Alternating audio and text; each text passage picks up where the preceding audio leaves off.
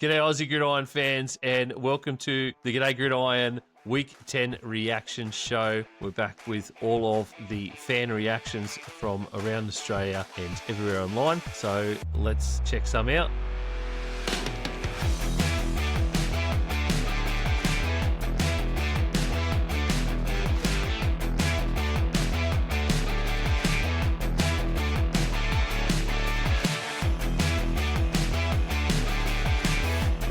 G'day, Brad, Isaac. How you going, guys? Doing well. Better than those afternoon slate of games that we had yesterday. So, yeah, I'm doing all right. What do you mean? The Arvo ones were great, Brad. Oh, they were all blowouts. What are you talking about? They were just those last three. I think they were all like 20-point wins. It was pathetic. Any afternoon is a good afternoon when the Rams beat the 49ers. He set it up and hit it out of the park. I had a terrible morning, so I don't know. Yeah, right. Oh, yeah.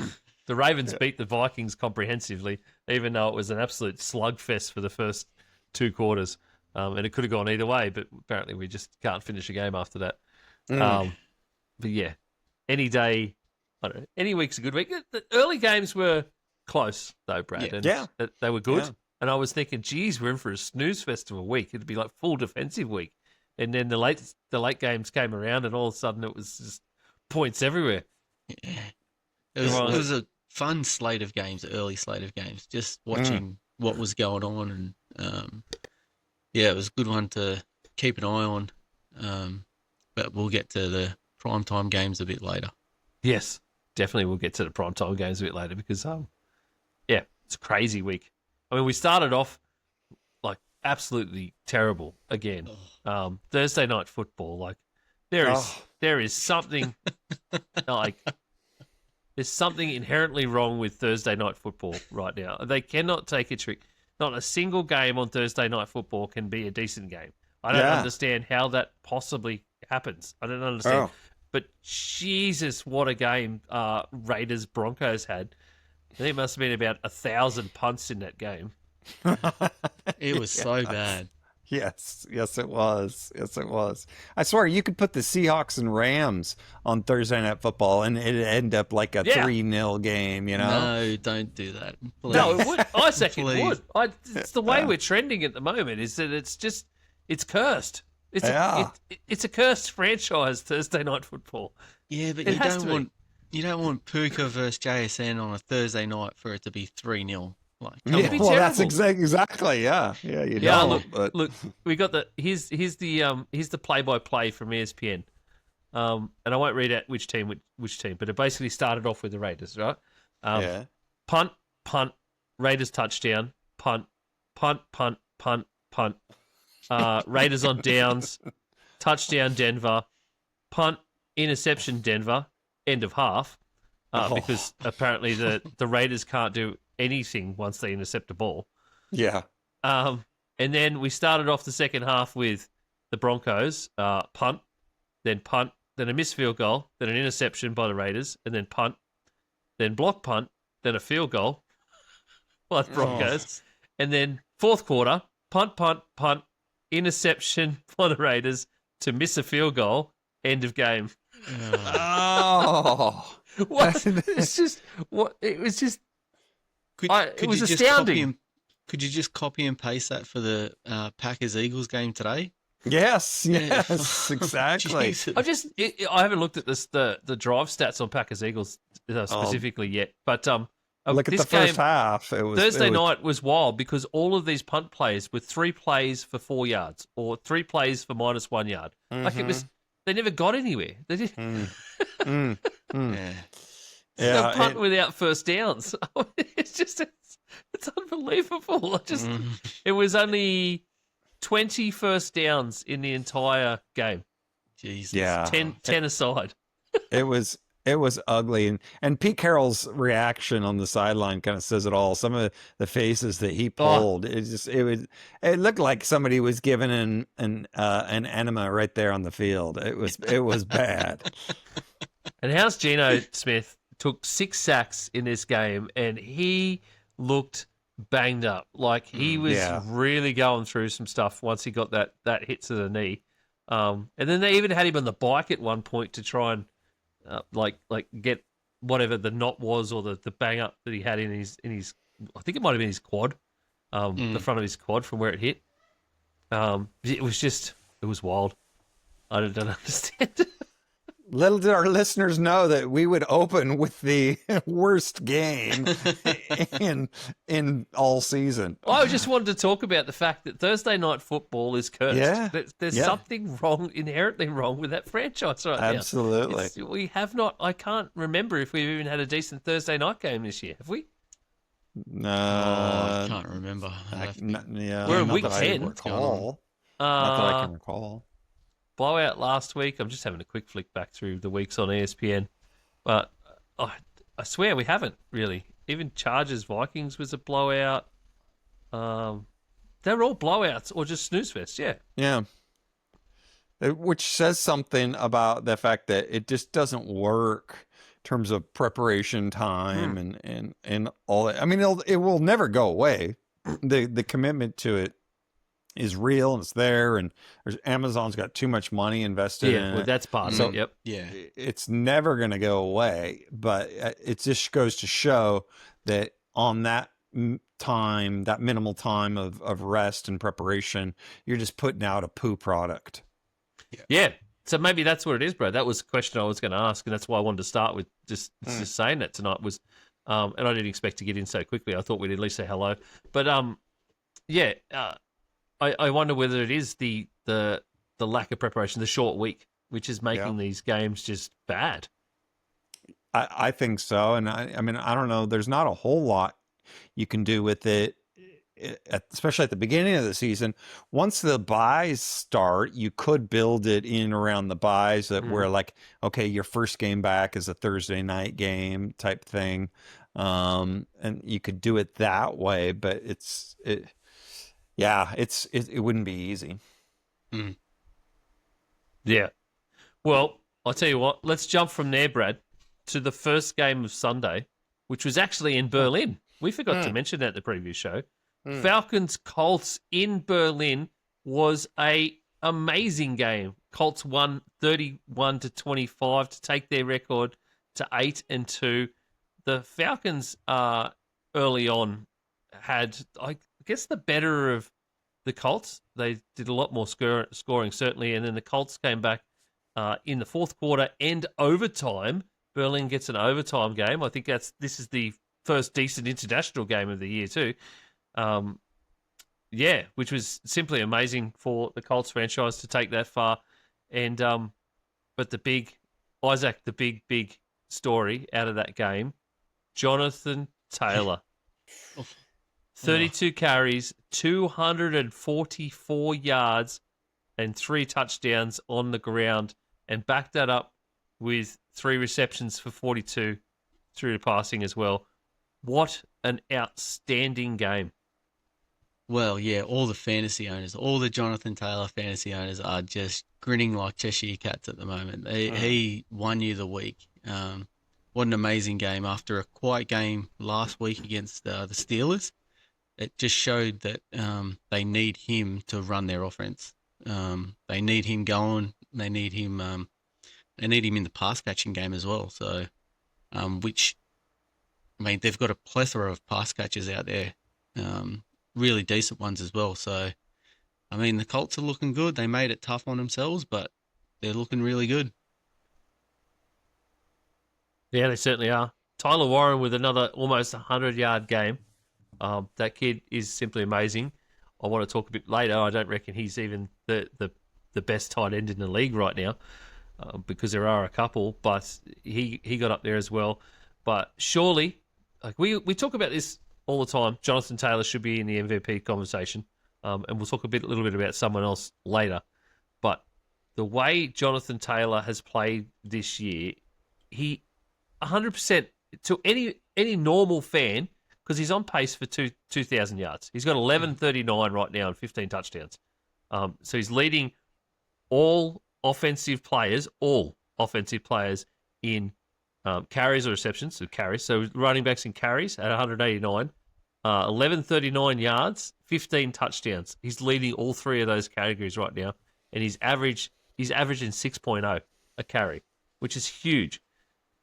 He should be right at the top of the MVP conversation and in the running for MVP. And surely after this year with Jonathan Taylor, last year with Saquon Barkley not even getting that, if JT doesn't get the MVP this year, I mean, we have to just rewrite those awards, because we have to just if a QB wins that award, MVP, and JT gets nearly 2,000 yards or even over that 2,000 yards like Saquon did last year, yeah, you have to 100% just say, it's not an offensive player award; it's a QB award. I completely agree, and I would say the argument's even stronger if you go 1 year back prior to Saquon. It wasn't that McCaffrey's amazing year two years ago when he just blew everything up and scored umpteen million touchdowns, and he didn't win it either. So it's a purely QB centric award. And the fact that, you're hearing all this noise about Stafford, which Stafford playing amazing, like no knock on Stafford or anything like that. But I agree with you. I think with what Taylor has done has been absolutely phenomenal, and he should be the leader for the candidacy. Yeah, so I've got a bit of a different take on this. Like I do understand that Jonathan Taylor, but if Saquon didn't win it last year, a running back or wide receiver never will. But in saying that, we haven't had a outstanding level of QB play like we did last year with Lamar and Josh Allen. They were head and shoulders above everyone in the QB stakes. So this might be the year where no QB really stands out above the pack to come in and say, look, I'm the MVP. I'm carrying my team. I know Ian's got some thoughts on that, but that's the reason where I think maybe either Jonathan Taylor or JSN may come in and win the award. Yeah. I think where most of those fall off is the consistency by and large, and it's where the hype is. It's where are they focusing all the hype, and they focus it around the quarterbacks, and this is where the NFL has taken a page from the NBA, and they've really learned and leaned into marketing individuals as opposed to just teams. And that's where the NBA boomed, is when they started marketing, Magic and Bird and Jordan and these guys. All of a sudden the popularity took off. And you're seeing that now in the NFL with the same thing, but it's predominantly centered around quarterbacks. So I don't agree with it, but it is what it is. It is what it is, but like I said, you got to rename that award. Like, I understand. Yeah. It's not, you got to stop calling it most valuable player, because most valuable player says that any player can be the most valuable person on their team. There's no saying that Jonathan Taylor is not the most valuable person on that team right now. He's more valuable than Daniel Jones is. As good as Daniel Jones is playing, 100% more valuable than Daniel Jones. More valuable than Tyler Warren, who's their leading pass catcher, or leading receiver. And you would have to argue that being the most valuable player, the MVP of the Colts, who are 8-2, one of the leaders of the league, he is therefore the most valuable player of the league right now, because they wouldn't be there if it wasn't for his contributions to the team. And if you get to the point where, and it's the same argument for Saquon last year, he was way better. He was the MVP of that team, 100%. And there's no way the Eagles would have got to the Super Bowl and had a Super Bowl win. I mean, it didn't do a lot in the Super Bowl, but would have got to that point if it wasn't for Saquon's, what do you have, 2,005 yards last year. So, And defensive players never get a look in for this. I mean, they may be the most valuable person on their team. Do you know what I mean? Exactly. And they just don't get it. I just went back and had a real quick look just for a comparison. Yards after 5.8. I was just having a look trying to find what the per attempt is for Saquon from last year. Anyway, he had 345 carries for 2,005 yards, 13 touchdowns. You compare that to JT now, who has 189 carries for 1139, like I said, and 15 touchdowns already. He's at 6.0 yards per attempt. JT got Saquon got 5.8. And then if you go back, as Brad says, you were correct, Brad. Christian McCaffrey had the leading year for rushes. He had that breakout year. Of course, McCaffrey, CMC gets used a lot in the receiving game as well. Yeah, he does. So there's all that part.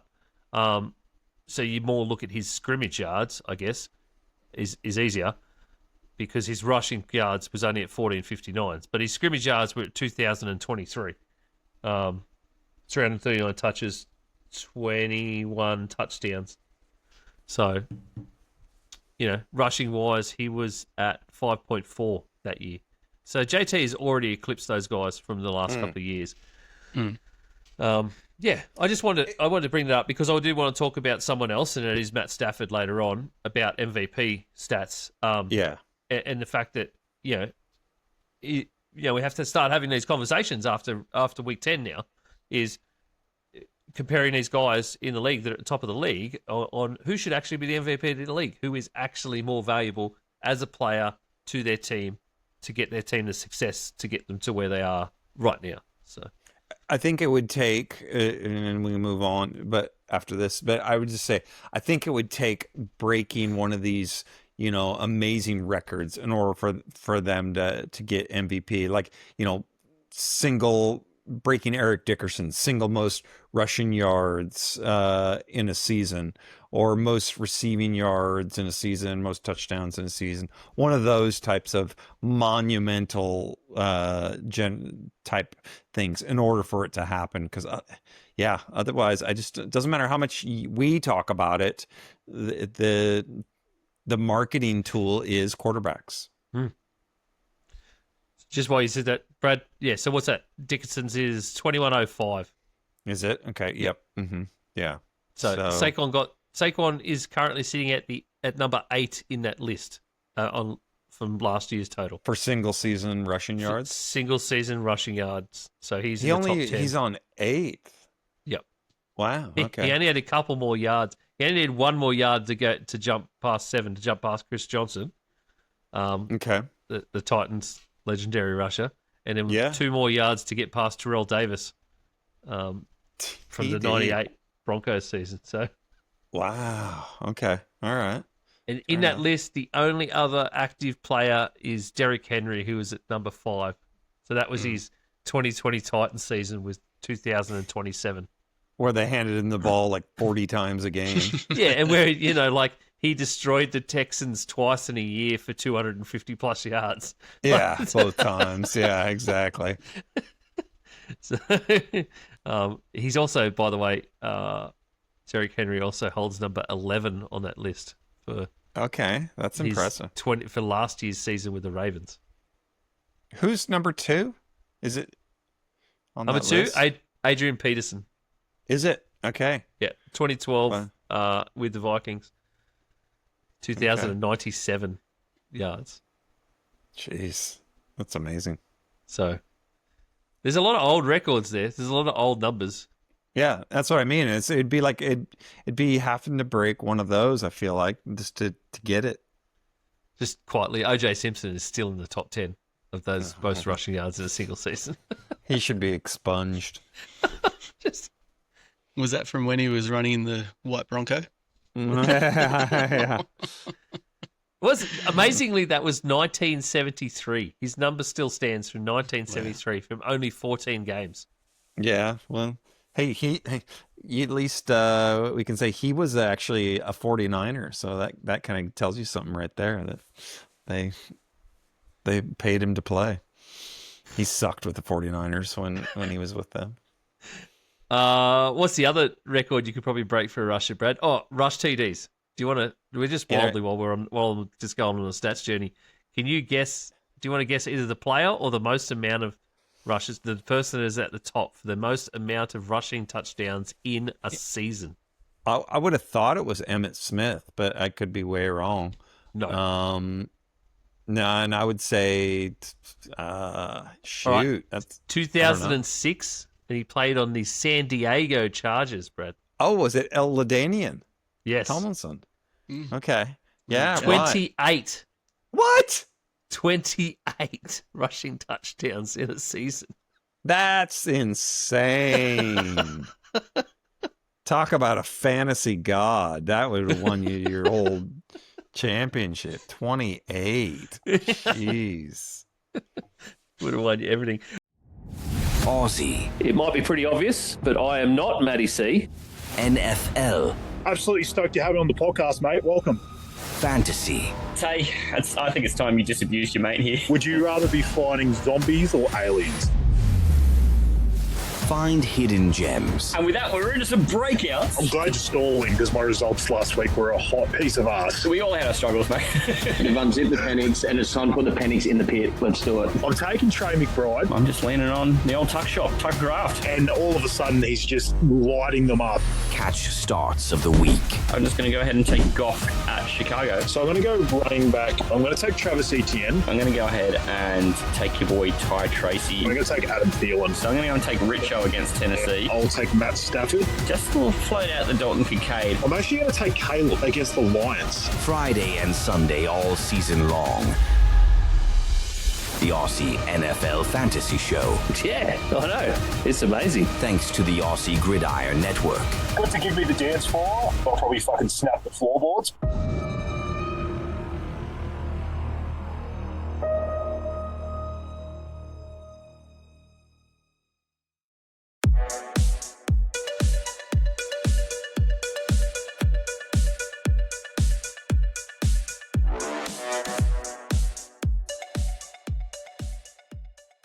All right, let's move on to some reactions from some people before we get too bogged down 20 minutes into a podcast where we've talked about two games.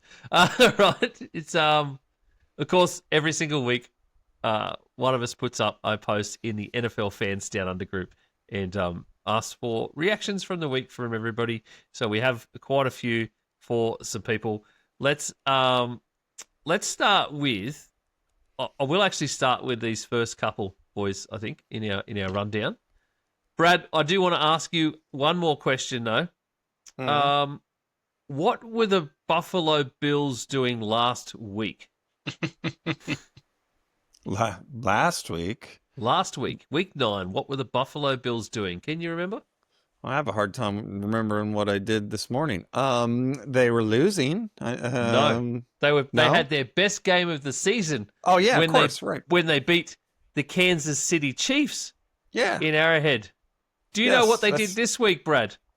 They stunk it up. Got walloped by the Miami Dolphins, who are now at 3-7. And the Buffalo Bills now sit 6-3 after the Dolphins destroyed them 30-13. All 13 of the Bills' points coming in the fourth quarter. Which was wild. I mean, this game stunk to high hell for the first 3 quarters as well before both teams absolutely lit it up. But I guess the Bills sort of ran into the classic Mike Daniels game, the good game, where he actually knew how to scheme up his team and get something going with the Miami Dolphins shit show that we've seen this season. We've got a couple of reactions here. Jack, who was on with us last week, basically said, what happened to the Bills? Ricky Ricard said, my Bills, fucking useless. Yes, Ricky. And then Kevin Upton says, Patriots win and Buffaloes lose makes the AFC East not just a Buffalo lock. Isaac, that is 100% the truth right now. The Patriots, after a win this week as well, are now sort of steaming ahead. They're 8-2. Yeah, that division is slowly becoming out of reach for the Buffalo Bills. the strength of schedule for the Patriots gets even better. They got the Jets on Thursday night. Yeah. So I think where the Bills went wrong is James Cook had, I think, 53 rushing yards in this game. Like, you need to get him the ball more. And I kept waiting for Josh Allen to put on his Superman cape and come out and do it, and he just didn't. It seems like a bit of a hangover from the Kansas City Chiefs game. Yeah, I couldn't agree more. That defense, I don't know if you guys watched very much of it, but that defense got off to a really slow start, and the Buffalo on offense turns the ball over 3 times in Miami's territory. So and you're right, the way the Patriots are playing and their strength of schedule, they are making putting some distance between themselves and Buffalo. And now you've got also Kincaid is got apparently a bung hamstring. So things are not looking good in Buffalo. And yeah, they're going to get a decent amount of wins, but they've got some bigger issues. And Josh Allen is not playing very well. He's not making, especially, I don't know if you guys saw that interception in the end zone, but it was awful. That was the old Josh Allen, just decision making. So I don't know what's going on there. And the good thing is that their rushing attack, has been working. I think that's what's kept him in these games. I thought it was more just a matter of choice. Like, they're just trying to stay balanced, but I think it's looking now more and more like it's just a matter of necessity. Like, they're not going to win unless they can run the ball. Yeah, I feel the same way. And Devon Achane from Miami just run all over him. All over that Bills defense. 174 yards on 22 carries and 2 touchdowns. Like, the defense is not good. No, they're not good at all, and they've been giving up 145 rushing yards a game, so which is the 3rd most in the NFL. And teams know that, it's just they're just going to run, and especially you're not going to have a player like Achane who is just lightning fast, but teams know how to beat him, and they're starting to execute that. Yeah. And I think that's part of the problem. The Bills were coming back in this game too. After an 11-play, 65-yard drive took them to, cut the score down to 23-13 with a brilliant pass from Allen to Hawes for a touchdown, and then Prater gets the extra point. But then they just, the very next play, or basically in the next set, just let Achane out of the box again, and he put the game away with a 35-yard run where he just went straight through the line. They just did nothing. So the Bills have some serious problems that they need to fix. And to be honest, they should have fixed them at the trade deadline, and they just failed to do anything at the trade deadline because this team needs like actual weapons. Stud wide receiver. They need that guy. And we've been saying it for years. You cannot do this. This team cannot go to a Super Bowl by committee only at wide receiver, which is what they're doing at the moment with Shakir and Colvin and then Kincaid and Dawson Knox. If it wasn't for Kincaid, they'd be absolutely nowhere in the last couple of weeks. Dermot's seat's got to be getting hot, I believe. It's got to be real hot. It's got to be heating right up. And this is why this game was ridiculous, because I don't think anybody is under any illusions, and especially Miami, that McDaniels is probably on his way out at the end of the season. I don't think there's any illusion to that they're just playing out the season. And you come up against a coach who has absolutely nothing to lose but hasn't been able to get anything done, and they smack you 30-13. That's unforgivable when you're supposed to be a Super Bowl contender.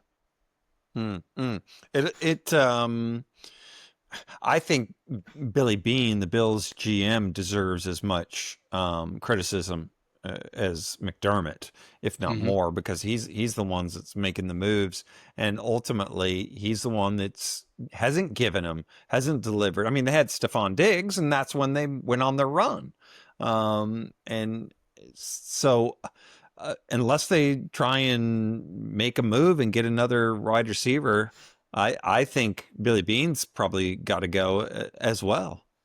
Yeah, I'd have to agree. Because you just look at the guys who moved pre-season, the wide receivers, that are playing outstandingly well now at new teams.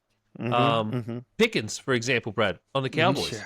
Like, Pickens was out there for the grabbing. They could have got someone like that they could have elevated to an out-and-out wide receiver one position. Would have been a few others that I can't think of right now. But Tyreek Hill was there for the taking if they wanted.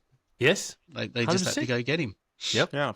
Yeah. They could have made a play, in the offseason, Devontae Adams. There's all these guys they could have gone after. Well, even Jalen Waddle just before the trade deadline, because there was a lot of talk about Jalen Waddle. But, I mean, obviously it's in division. Both of those are hard. Because why would you want to make a division rival stronger? But when you're already at a rebuild stage like the Dolphins are going to be, you could be getting rid of some assets. But who knows? Anyway, that's what the Bills need. The Bills are just, I think, cooked at this point. I can't see them coming back from 6-3. I think it'll be a struggle to make the playoffs, to be honest, at 6-3 in the AFC right now. I don't think they'll struggle necessarily to make the playoffs, but unless something dramatic happens, they're not going to make any noise in the playoffs. Well, they're currently 6 at the moment. 7th? Yeah, 6. Equals 6 with the Jags.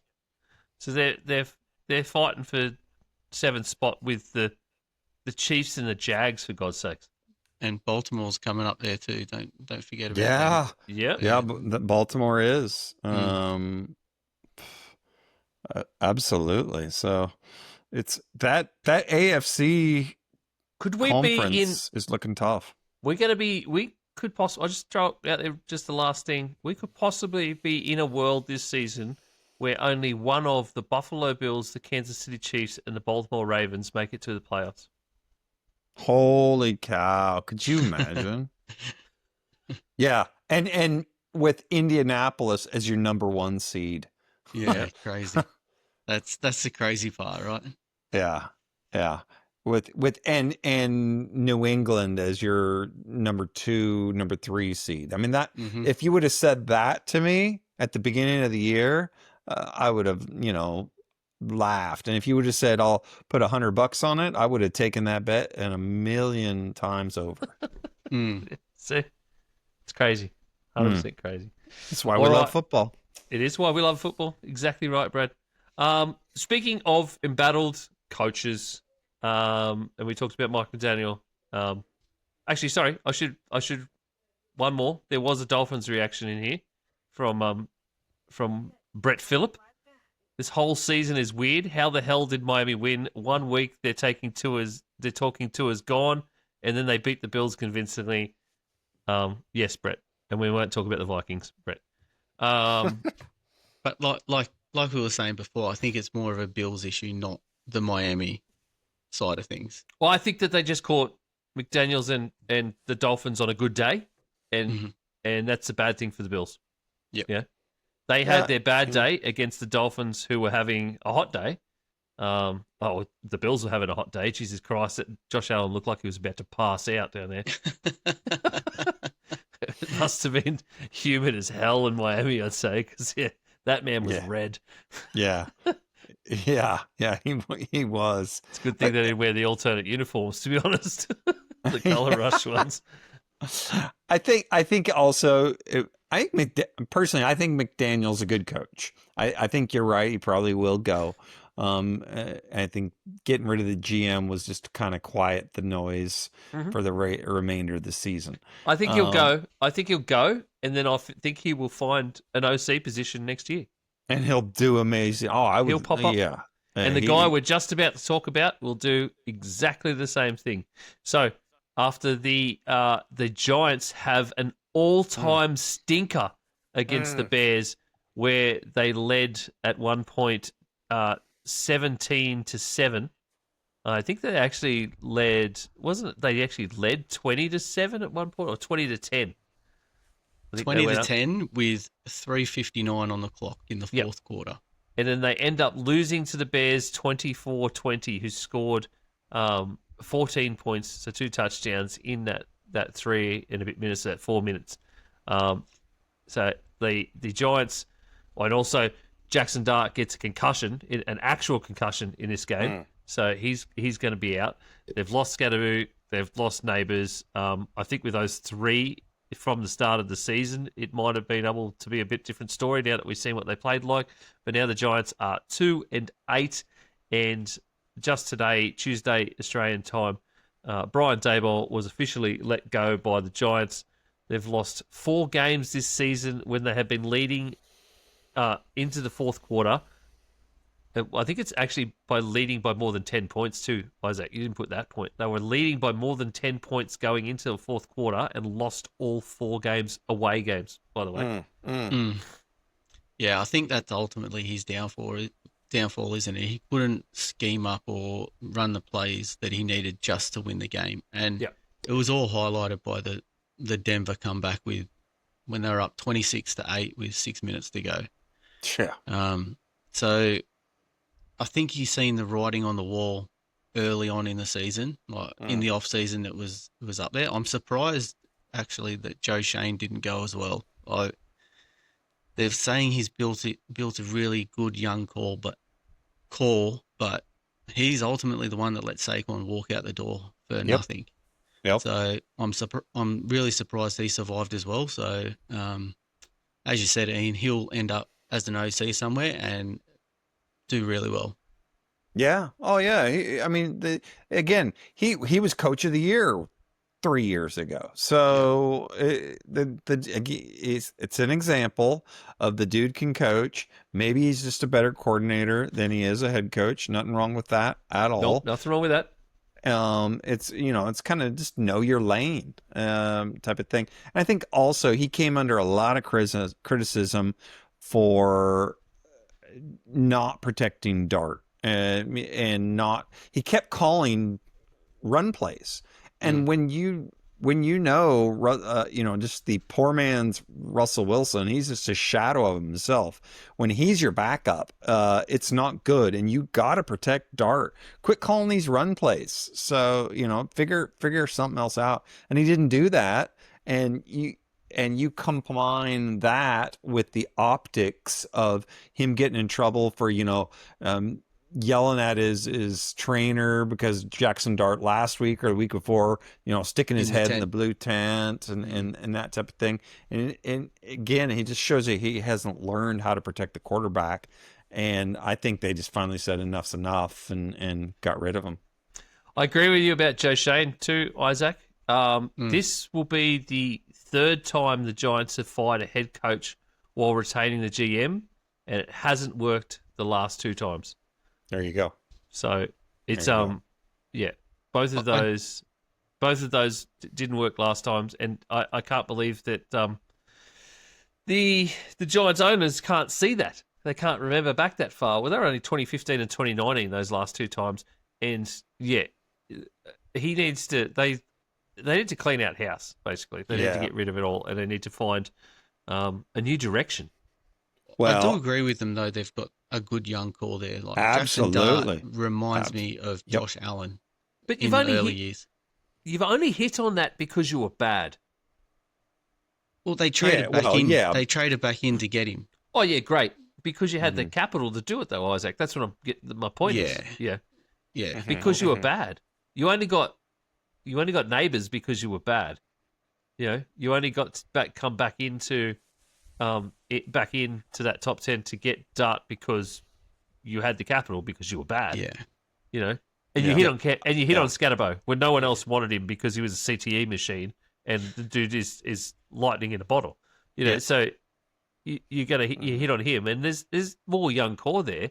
I think they just need someone that can be more, has more direction. I also think the thought I had prior to this firing was that you look at the way that Brian Daboll was acting and reacting around Jackson Dart. Like, he was genuinely excited from the first week they put him in there. And we know earlier in the season, everyone was saying they needed to just be playing Dart, and they persisted with Russell Wilson.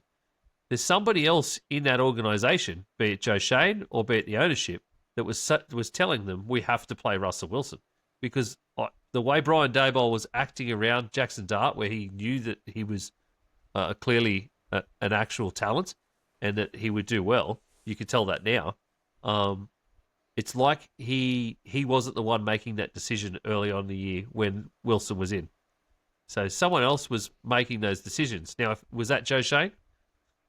Because if it was, that should be right. Should be on the wall there for the ownership. Yeah. I bet you it was Mara, the owner. He's a meddlesome guy, and I bet you it was him sticking his nose in. You know, Russell brings a certain cachet, Super Bowl winning quarterback, blah blah blah. I think it was, just trying to recapture the magic or justify the signing, all that kind of stuff. That's my theory. And because it's also the other thing of the fact that he is still the backup quarterback, and after they kicked him back to the bench, they didn't put Jameis in as the backup quarterback. Yeah. Mm-hmm. Yeah. Right. Well, how much did they pay him for this year? Was it $8 million? I think so. Yeah. Year? It was something around that number. So they want to get their money's worth, but I think Dable wanted Dart in there because he knew that he could probably save his job if he played him right. Yeah. So if you've got Russell Wilson trotting out there, the home crowd's booing. You want to get your young quarterback in there who's potentially going to save you your job, and you can go in and say, look, I've developed this young quarterback. We're going to go with him for the future. He's our guy. I'm your guy. Let's stay there. Yeah. Ultimately, it didn't happen because he couldn't, like you said, Ian, you couldn't protect him. So, yeah. You know what's going to happen? Mike McCarthy's going to come in next year, and he's going to lead them to 12 wins, and they're going to go. They're going to win the division and flame out in the playoffs. I guarantee you. It's like you've heard that story before, Brad. Yep. Yep. Actually, I do have a bit of a prediction for you for next year, Brad. Joe Brady will get a head coaching role. So the Bills offensive coordinator, he'll get a head coaching role, and guess who'll end up back at the Buffalo Bills as the offensive coordinator? Oh, that wouldn't be bad. That would be that would be good. Because Brian Daboll and Josh Allen worked. They worked well, and I think that's how. I think that's how McDermott saves his job, is the fact that Brady will end up with a head coaching role, and they won't want to just dump him, and he'll be saying to ownership, "We'll bring Daboll back. We'll talk to him." Or I'd get rid of Brady and bring Daboll in anyway. Well, he's come out today. I think a reporter asked him that exact question, if he'll bring Daboll back, and it's not in consideration at the moment. He said not in consideration for this season. Yes, correct. At the moment, he actually said. At the moment, it's week 10. Let's see when it's in consideration. How many weeks that takes? Yeah. But just touching on that of the fired coaches going back to places, if McDaniels ends up back at the 49ers, we're in some real trouble. Oh mate. Please no. Having those two back as offensive and defensive coordinators. No. Yeah. Scary. Under Shanahan. Oh, Shanahan, Salah, and McDaniel? No. No. I don't want to see the 49ers. With Mac Jones as quarterback. Hi, Manjot. All right, let's move on. Let's go. I'll just read out one. Scott Hempel said, this ties into what I was talking about earlier. So, criminal that Jonathan Taylor will probably win Offensive Player of the Year, but won't get a look in for MVP as he's not a QB. Yeah, we touched on that. Yeah, so there was some Matt Stafford stats that I probably want to throw out to you, Brad. So I found this on Twitter this week, Brad, and I wanted to have this conversation about it because obviously we talked about Jonathan Taylor and MVP, and I mentioned Matt Stafford earlier. So Matt Stafford this season, 218 of 310 attempts, 2,427 passing yards, 25 TDs, only 2 interceptions, 117.5 passer rating for a 7-2 record for the Rams. Now, obviously, Jonathan Taylor, as I said, should be the front runner, But in terms of QB, Matthew Stafford has to be right up there. And this dude is 39 years old, mind you. It's absolutely insane what he's doing. He is the first quarterback in NFL history with 4 passing touchdowns and 0 interceptions in 3 straight games in NFL history. So I don't care what the stat is. When you're breaking NFL history stats, that's legit. And the 4 passing touchdowns in 3 straight games, forget the interceptions thing, just doing the 4 touchdowns in 3 straight games. That's the 3rd longest streak in the NFL. So ever. So it's absolutely insane. What everything he's doing. So I think he, to Isaac's point earlier in the year, earlier in the episode about how, no quarterback has played so well that they're just going, oh my gosh, they're running away with it. I agree with that, but I feel like Stafford is on the verge of that, and what he is doing, and part of it's just how well the Rams are playing. I mean, they are arguably, I'm not saying they are, but they're arguably the best team in the NFL right now, or at least in the NFC. So it's what they are doing is impressive, no matter how you look at it. Yeah, I'm loving Stafford this year. He's playing really well. He's got a lot more weapons than he has in previous years. So that helps with the passing yards and the interceptions. I'd really like to see how he goes against that Seahawks defense this week. That is a really, really good defense, and it'll be interesting to see how they go in that game. So, if he puts up another really good performance, then I think he jumps Jonathan Taylor and goes into the lead for the MVP race. So he needs a big week this week. Yeah, I'll tell you what, it's absolutely no secret that we will be previewing that Rams-Seahawks game this week. That is shit, yeah. number 1 pick, and that would be even if Isaac wasn't here.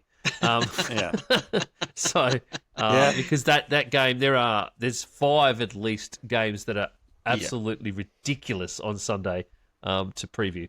That game, though, 49ers-Rams, was a crazy game. It's 42-26, the Rams ended up winning that. They kind of ran away with it again, or basically just score for score in the 4th quarter. It was the first quarter that really set them up for the entire game, scoring 14-0 against San Francisco. Mac Jones and the offense for the 49ers wasn't the problem in this game. Mac Jones was still 33 of 39 and 319 yards in this game. Not a single sack. Didn't take a single sack against the Los Angeles Rams defense, who are young, hungry, and goddamn strong, and have been just doing things at will to teams so far this season. And that offensive line protected their quarterback insanely well. And at the moment, I think Brock Purdy apparently could have been healthy enough to be the reserve QB for this game. So he's getting back to the point. But there's an argument here that you just keeping him out as long as Jones is doing this well, but to what detriment too, though? At some point they're losing games, and I get that. They are at 6-4, and they're going to have to win. What happens if you bring Purdy in at this point and they still lose games like this, where the offense isn't the problem? Because Manjot said it in our group chats that and on his stories, actually, if you go to Pastry Press NFL on Instagram, Manjot, just that 49ers defense was just killing him this week. They was just killing 49ers fans. Yeah. You're 1,000% right. And I think unless Purdy is 1,000% healthy, you don't bring him back, because Mac Jones is playing well. Mac Jones is not the problem. The offense is not the problem. The problem is that defense, and it's through no fault of their own. It's injuries.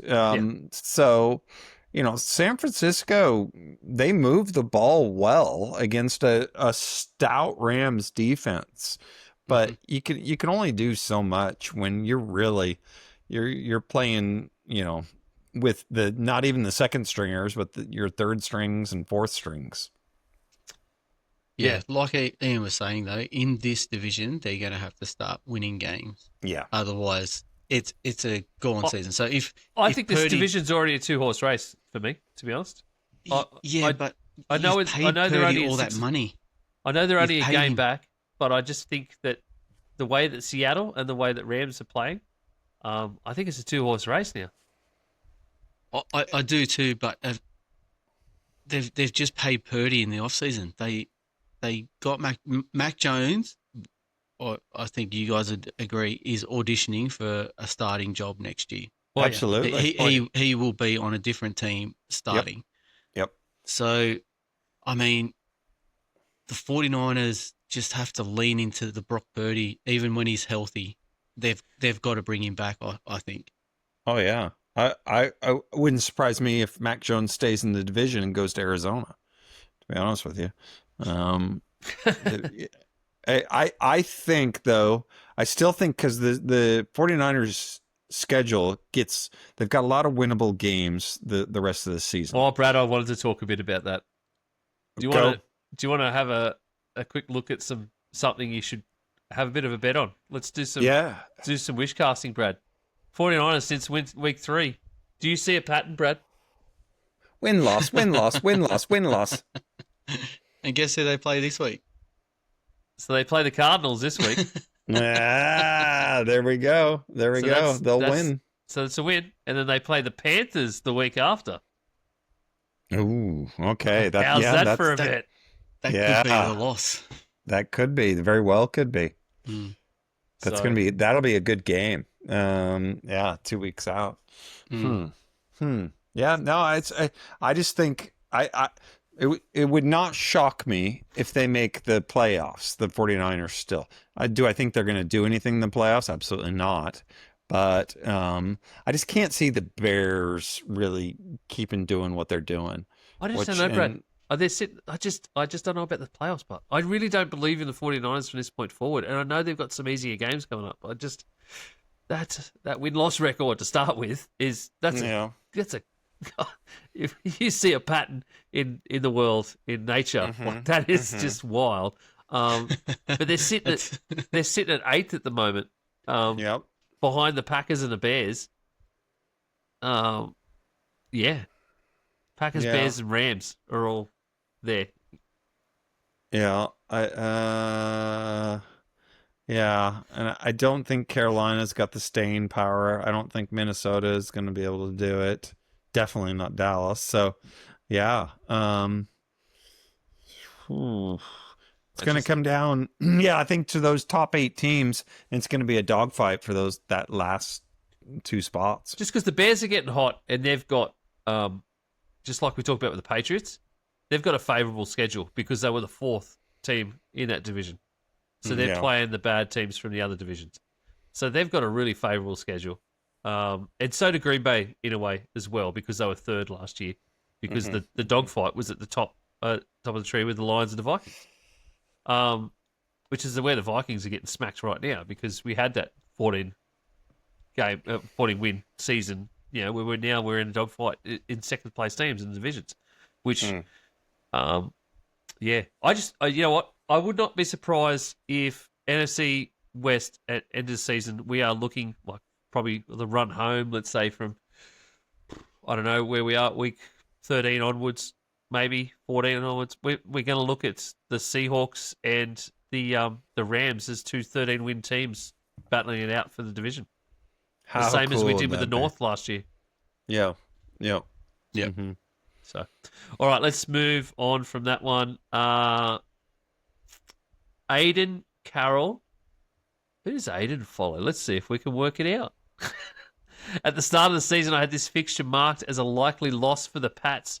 I thought Baker Mayfield would be too hard to stop. The opening drive connections to Igbuka had me thinking it was going to go as previously expected. As the game played out, the difference was the Pats' run offense. Henderson earned the highlights, but there is enough praise to go around for each Pats player. Aiden is definitely a Patriots fan. And the Patriots played amazing this week, as he said. They played it absolutely stand out again, which they have been week after week. It's already this season, Isaac. Yeah, and it's not a surprise. I mean, Aiden there talks about the run game and the offense, but really the defense to do what they did against Tampa coming off a bye, that's a really good showing. Henderson, I think, just won the backfield job in New England this week. No, I don't think we'll see Ramondre Stevenson or Antonio Gibson anymore. So they have their QB of the future, their running back of the future. Kayshon Boutte didn't play. No, he was out. He was out, and he may be their wide receiver of the future. So they got Mac Hollins, mate. Mac Hollins is the young guy that seems to be really connecting with Drake May.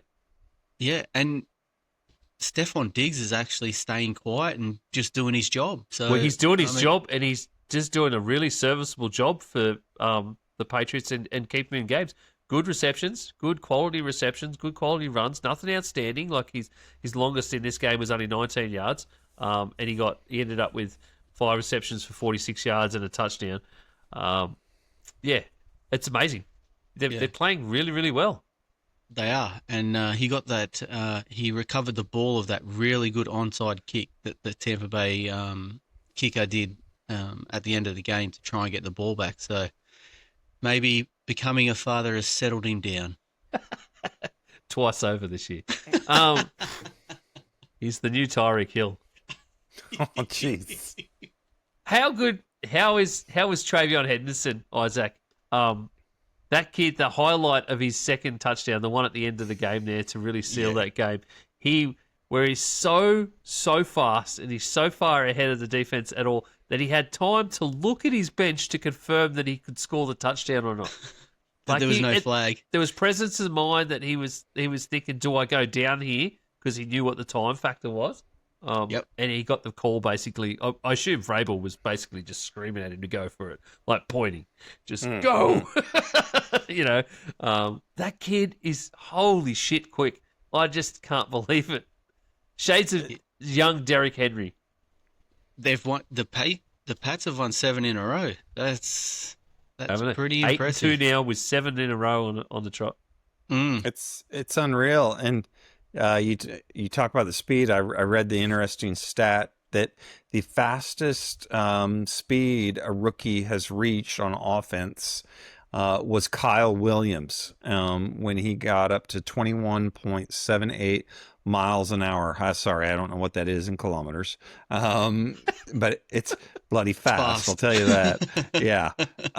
When he scored on his catch and run. So he got it 21.78 in that game. And then in the second half, Travion Henderson busts his out and gets 22.01.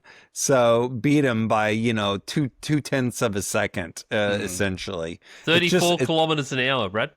Is it? Okay. So a dude running 34 kilometers an hour, that's fast. Crazy. He's running at the speed we drive in high traffic areas or school zones. School zones now, yeah. Crazy. Yeah, He can basically keep up with cars through a school zone in New South Wales. It's insane. Unbelievable. And just before we jump off the Pats, just talking about the schedule, the fact that they do have 7 in a row now. Their last loss coming against the Steelers in week 3. They now have the Jets. So they've got versus Jets, at Bengals, versus Giants, versus Bills for the next 4. It's you know what's crazy to think is that they lost to the Raiders. Yeah. I can't. You think about where their two teams are now.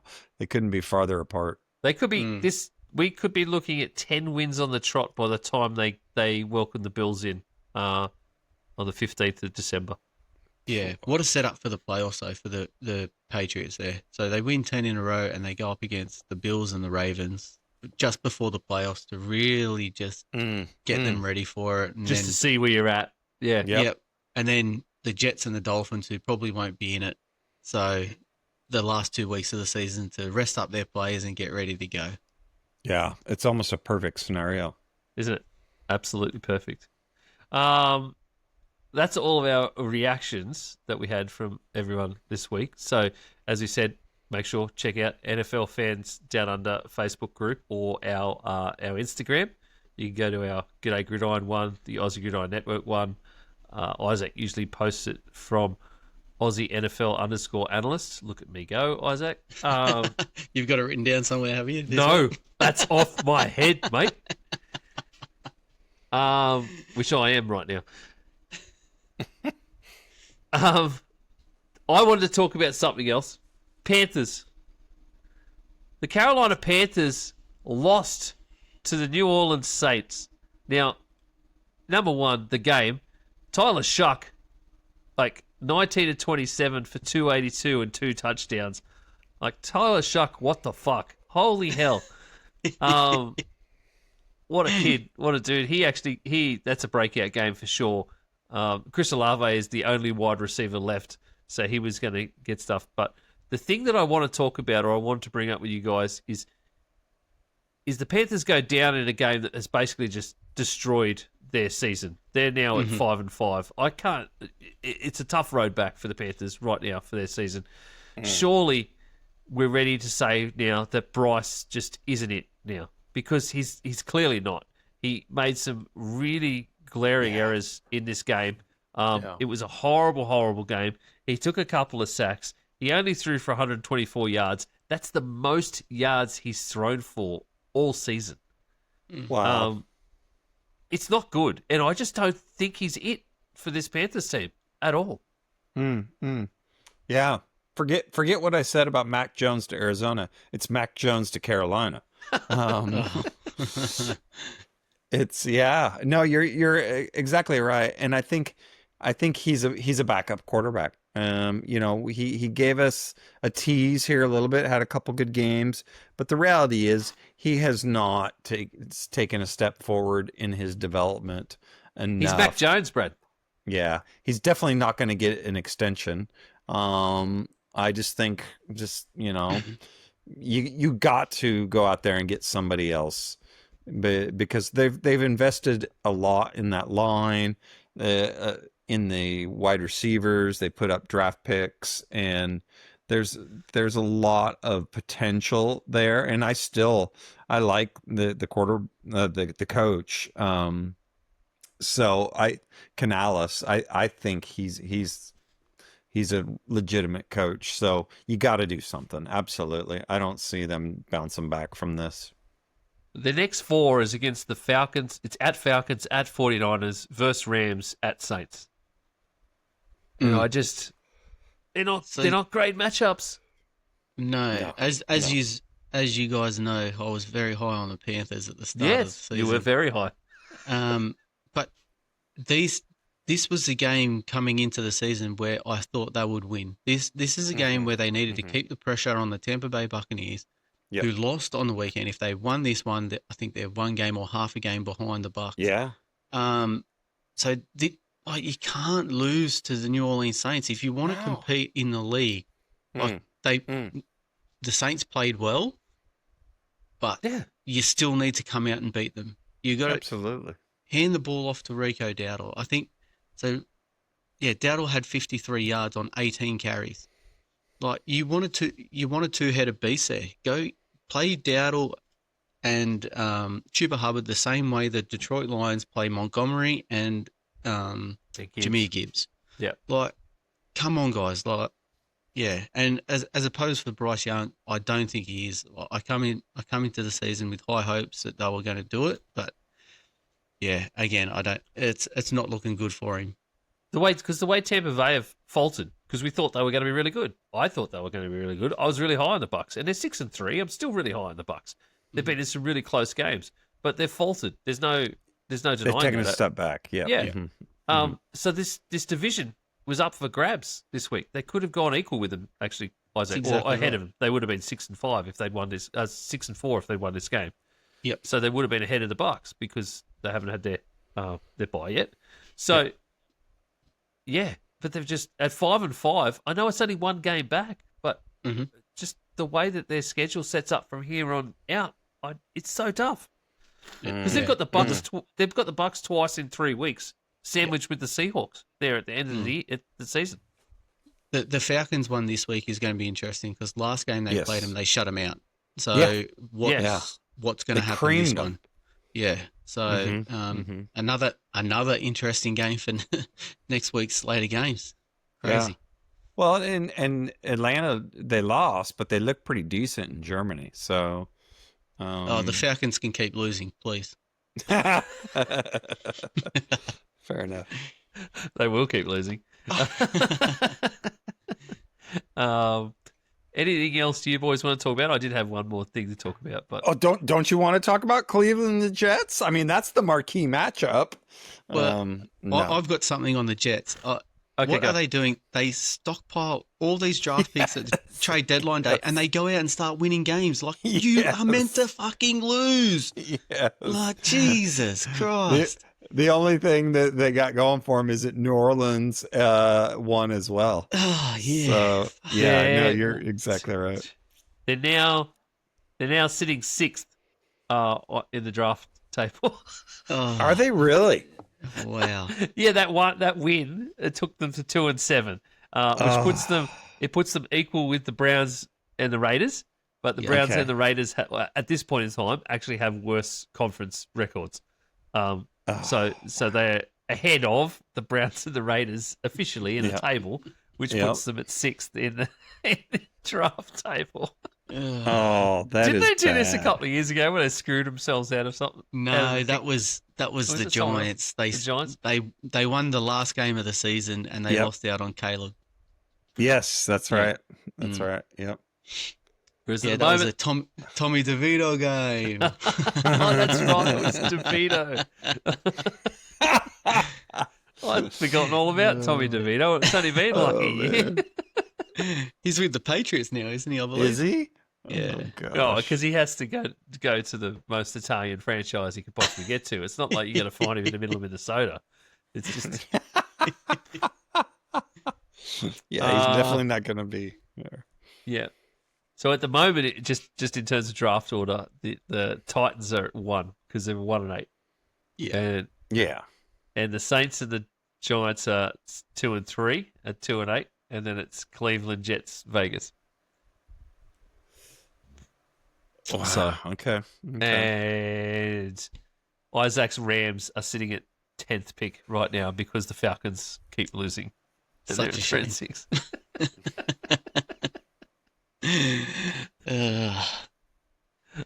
Wild. Look, the only other thing I wanted to talk about was actually from that Seahawks Cardinals game, where Sam Darnold, holy shit, man. What? After last week where he started the game and he got to 17 of 17, he was 7 of 7 in the first half at one point, before he actually missed a throw. He only threw, they got so far ahead on the Cardinals, Sam Darnold only passed the ball. He had one attempt in the entire second half. One attempt or one completion? One completion. One attempt, one completion, Brad. That's it. Jeez. In the whole second half. Because they were so far ahead. We speak about Stafford being unbelievable this year. Sam Darnold is right up there with him. Like, absolutely. I've been waxing lyrical about that Seahawks team for a while now. Charbonnet and Kenneth Walker are an amazing duo. There you go. There's your Monty and Gibbs again. That's how you do it.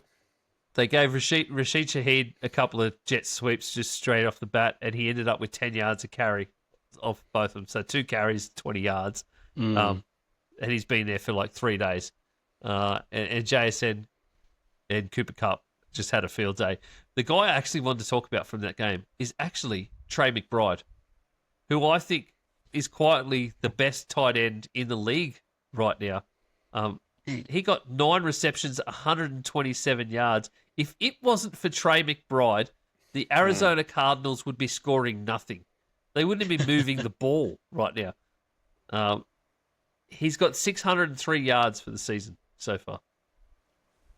Yeah, he's been playing really well. I would have liked to have seen if Kittle stayed healthy all year, what he would be on. He he kept the 49ers in the Rams game in that first half before the Rams ran away with it. So as far as best tight end in the game, I'd lean towards Kittle just because of the injury type thing. If he didn't get injured, I think he'd be up there.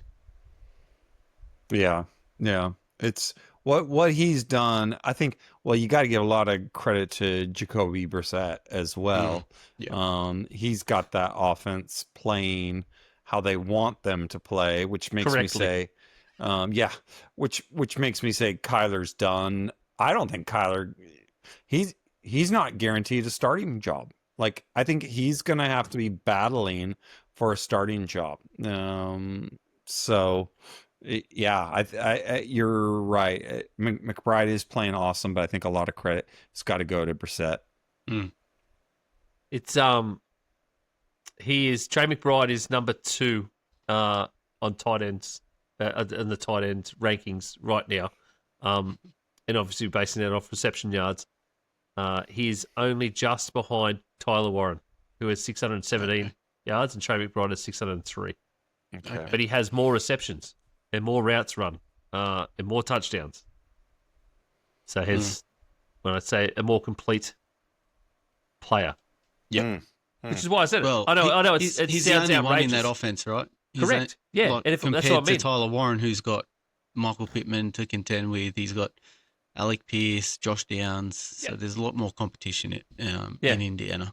But that's what I was saying. I think if it wasn't for Trey McBride, the Cardinals wouldn't be moving on offense at all right now.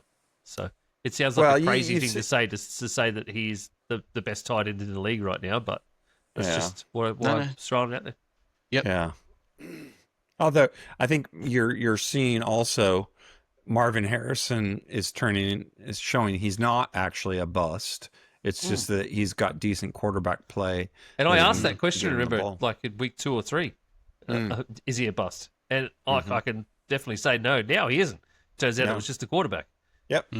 Yeah. So. Funny and on that bombshell, wide receiver needs someone that can throw him the ball. All right, excellent. Thanks very much for joining us. As we said, reaction shows are all about your reactions, and the fan reactions make them everything. It gives us something to talk about, and you guys definitely see a little bit more than we do, some more interesting things when you're watching your teams. So make sure you keep chucking those reactions out at us, that NFL Fans Down Under Facebook group, on our Instagram, our social media, which you'll find all of the links to at linktree/Aussie Gridiron Network, as well as all the links to all of the other programs and Manjot's Pastry Press NFL on Instagram. Make sure you search for us on YouTube if you haven't already, and like and subscribe there, and comment on those videos too, please, because that helps those lovely metrics too. So if you are subscribe there, just go and drop a G'day on there. That's as much as you really need to do. Or just tell us your thoughts there on the reactions or on the previews, whichever. If you watch a preview show or you hear us do a preview show, jump over to YouTube. Tell us what you think, whether we're just crazy for our preview thoughts or you want to get your thoughts out there too. So do that for us. Apart from that, we will see you for our regular preview slot on Saturday morning. And that's it. So see you later. See ya.